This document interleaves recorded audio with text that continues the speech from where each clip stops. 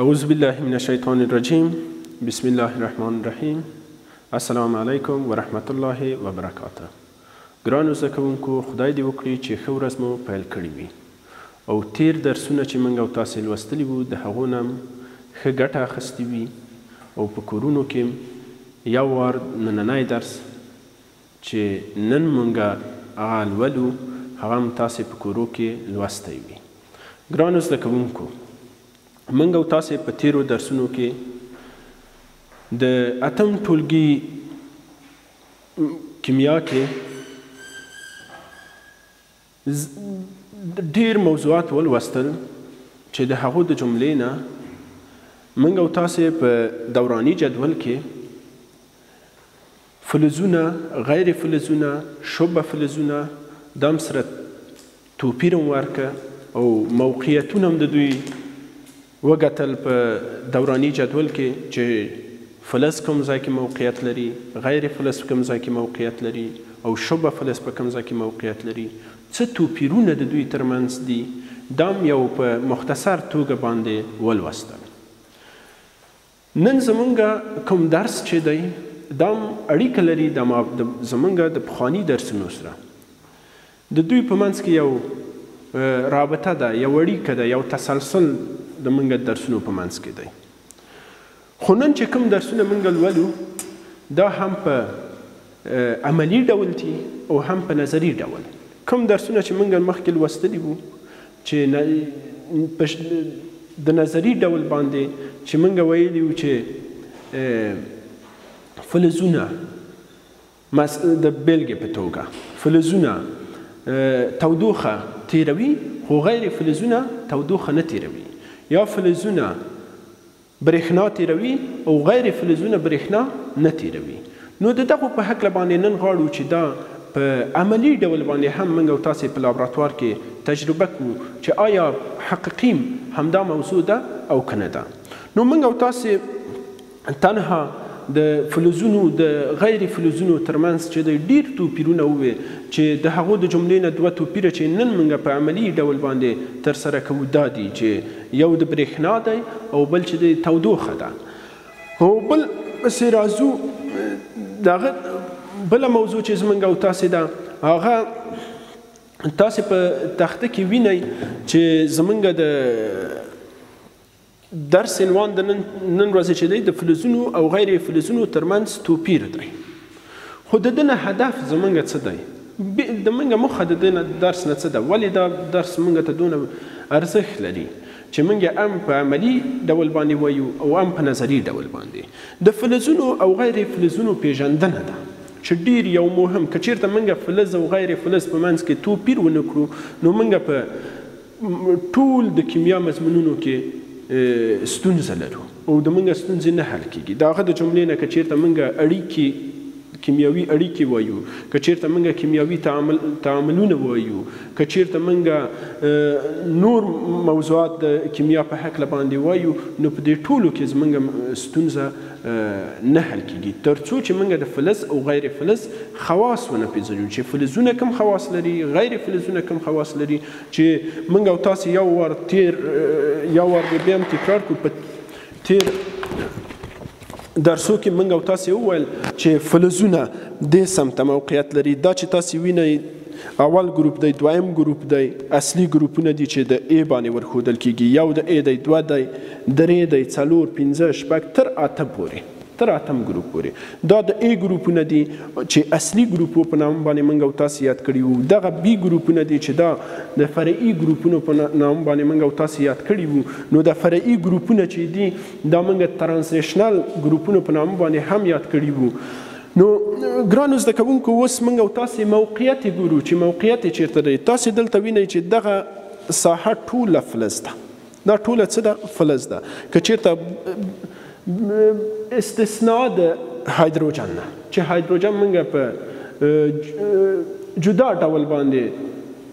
دا مطالعه کوو چې دا یو غیر فلز دی، ګاز په شکل دی. خو هغه موږ او تاسې چې په اووم ټولګي کې دغه آخر په قشر کې چې یو الکترون ولري موږ د ګروپونه په هماغه اساس باندې موږ تاسې درس مخکې لوستلی و چې په هغه اساس باندې موږ ګروپونه ترتیب کړي دي علماو نو په دې اساس باندې دا هایدروجن په دلته راغلی دی بل چې دا فلزونه دي که چېرته اول ګروپ دویم ګروپ دا د بي ګروپونه چې تاسې ویني دا ټول څه دي فلزونه دي دغلته تاسې یو خط وینئ شیرچایي رنګه خط تاسې وینئ چې د بور نه راغلی دی داسې تر دې سرحد پورې دغه رنګ چې تاسې وینئ دا رنګ که چېرته بورن موږ ښیو سلیکان دی جرمونیم دی اس دی او دغه د انتیموني ده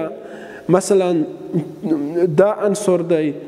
پولونیوم دی دا عنصر دی دغه ټول دغه د لاندې د زګزاګ خطه او د پورته د زګزاګ خطه چې کوم عنصرونه چې شتون لري دا موږ د شبه فلز په نام باندې یاد کړي چې دا شبه فلز دي عام خواص د فلزونو ورکوي عام خواص د غیر فلزونو ورکوي د ده په هکله موږ او تاسې مخکې بحث کړی و ګرانو زده کوونکو دې خواته چې تاسې وینئ دا عنصرونه چې دي که چېرته کاربن دی که چېرته موږ فاسفورس ښیو که چېرته نایتروجن اکسیجن فلورین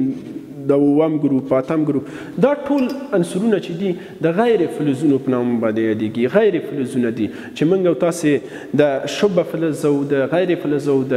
فلز په منځ کې توپیرونه مخکې لوستلي وو چې شبه فلز چې دی هغه عنصرونه دي چې هم د فلزي خواص ولري او هم غیر فلزي خواص د خپل د ځانه په کوم وخت کې فلز خواص د خپل د ځانه ورخي او په کوم وخت کې د غیر فلزونو خواص د خپل د ځانه ورخي هغه په کیمیاوي تعاملونو کې فرق دی چې کیمیاوي تعامل که چېرته یو شبه فلز د فلز په مقابل کې په کیمیاوي تعامل کې قرار ولري نو په دې حالت کې چې دی که چېرته د فلز په مقابل کې وي غیر فلز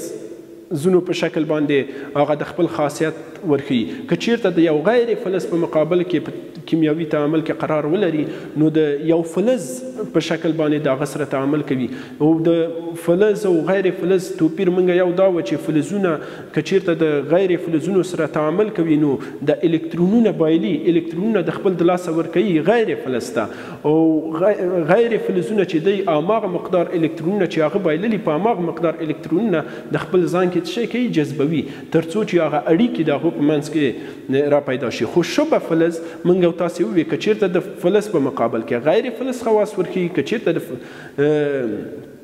غیر فلز په مقابل کې وي د فلز خواص د خپل د ځانه ورښيي نو اوس راځو موږ او تاسې د دوراني جدول چې دی په عمومي ډول باندې په درې برخو باندې په درې ډوله عنصرونه په دې کې شتون لري چې موږ او تاسې که چېرته د عنصرونه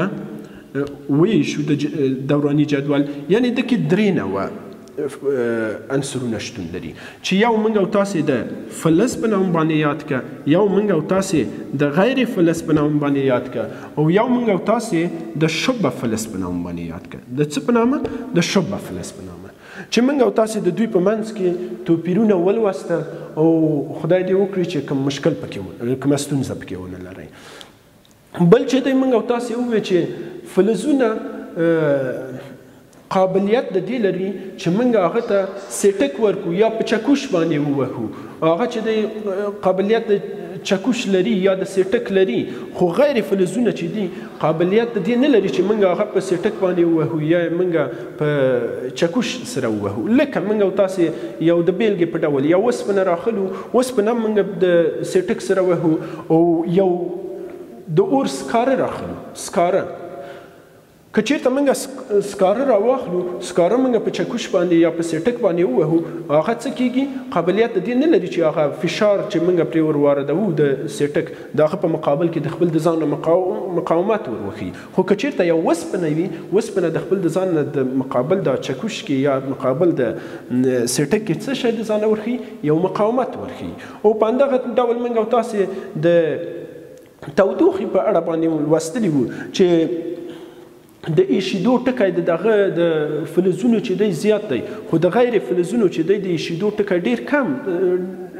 ډیر لږ دی کم دی زر ویشیږي لکه موږ تاسې په درسونو کې لوستلي وو لکه مثلا موږ سرب راخلو سرب هم راخلو پی بی او منګه په مقابل کې سلفر یو پوډر دی. سلفر ته منګه اور واچوو، د ته هم زمانه دواړه په یو وخت کې د ته اور واچوو د ته. خو دغه فلز چې دی چې سرب دی، سرب چې دی یا پلومبیوم زر چې دی نه دغه کیږي په ایشیږي نه. خو که چېرته موږ سلفر وګورو، سلفر یو پوډر دی ډېر زر ویشیږي. ګرانو زده کوونکو دا و د نن ورځې درس موږ او تاسې چې اوس یې غواړو په عملي ډول باندې دا موږ وګورو چې آیا دا حقیقي دی او که نه دی. موږ دلته تاسې دغه مې تیار درته جوش کړي دي اوبه. دا اوبه دي چې موږ او تاسې دلته په دغه کې په لابراتوار کړې تیار یې جوش کړې، راوړو یې دلته. خو کله هم د او موږ او تاسې دلته بل لرو یو میله د فلز لرو، یو د غیر فلز. دا چې تاسې وینئ دا کاربن دی، دا کوم دغه چې تاسې وینئ دا کاربن دی، او دا چې تاسې وینئ دا میخ دی، د اوسپنې نه جوړ شوی دی. نو دغه دواړه موږ پکې ورکوزوو. دا چې موږ په اوبو کې ښکته کړ، د اوبو د ښکته کولو سره یو ځای دا جوش اوبه دي. موږ ګورو چې د کومه یو د دننه ځای نه د اوبو تودوخه پورته راجګوي او کوم یې نه راجګوي. تاسې هم د خپل په